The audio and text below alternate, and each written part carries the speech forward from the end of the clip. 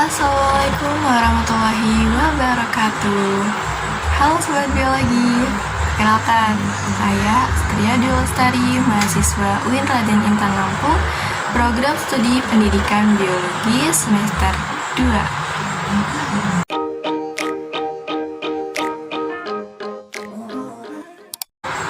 Pada video kali ini saya akan menjelaskan tentang pengenalan dan pengelolaan alat-alat laboratorium biologi. Seperti itu videonya, simak sampai habis. Sobat biologi pasti udah gak asing nih sama yang namanya laboratorium. Laboratorium di dalam ilmu biologi itu sangat penting kegunaannya. Untuk apa? Karena laboratorium merupakan tempat maupun sarana yang digunakan untuk melakukan uji coba maupun pengamatan dari materi yang sudah dipelajari. Melakukan pengamatan biologi memang tidak harus di dalam laboratorium, bisa juga di ruangan terbuka. Untuk kali ini, yang akan kita bahas adalah alat-alat yang ada di laboratorium biologi. Alat-alat yang digunakan pada saat melaksanakan praktikum di laboratorium biologi itu ada apa sih?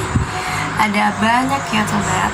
Di antaranya yang pertama ada gelas beker. Gelas beker fungsinya adalah untuk menyimpan larutan ataupun bahan kimia yang akan digunakan dalam waktu yang sementara. Kemudian yang kedua ada tabung reaksi. Tabung reaksi fungsinya adalah sebagai wadah ataupun tempat untuk menyimpan larutan yang akan digunakan pada saat melakukan suatu percobaan maupun reaksi. Yang ketiga ada rak tabung reaksi. Rak tabung reaksi itu fungsinya untuk menyimpan tabung reaksi atau meletakkan rak tabung reaksi. Yang keempat itu ada pipet tetes. Pipet tetes fungsinya untuk mengambil larutan maupun cairan dalam jumlah yang sedikit. Yang kelima, ada gelas ukur.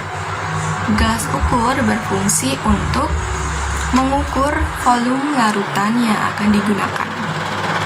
Yang keenam, ada bunsen atau spiritus. Bunsen atau spiritus ini merupakan alat yang digunakan untuk membakar maupun memanaskan cairan maupun bahan yang digunakan pada saat melaksanakan praktikum. Bunsen ini dibantu dengan yang namanya kaki 3, yaitu untuk wadah ataupun penyangga alat yang digunakan untuk memanaskan bahan maupun cairan yang akan dilakukan atau dipanaskan. Di dalam manajemen pengelolaan laboratorium biologi itu perlu diperhatikan hal-hal yang menyangkut dengan penataan alat-alat tersebut. Hal-hal yang harus diperhatikan diantaranya yang pertama, fungsi alat. Yang kedua, ada kualitas alat. Yang ketiga, ada nilai atau harga alat. Kemudian yang keempat, ada keperangkatan alat. Yang kelima, ada kuantitas alat.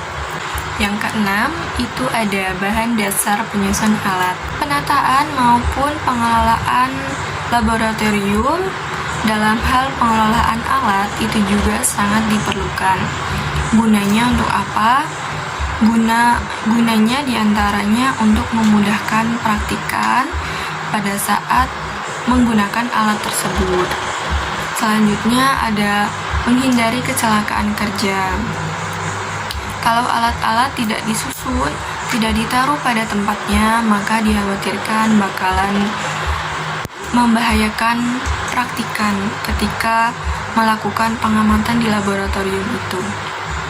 Dan yang terakhir, pengelompokan alat berdasarkan jenis, fungsi, bobot, nilai, dan lain-lain itu dilakukan guna menyusun agar terlihat rapih dan tidak berantakan. Kalau alat-alat di laboratorium itu tidak disusun berdasarkan pengelompokan jenisnya, maka alat-alat tersebut dapat membahayakan praktikan dan alat-alat tersebut bakalan berserakan di laboratorium. What a wonderful world.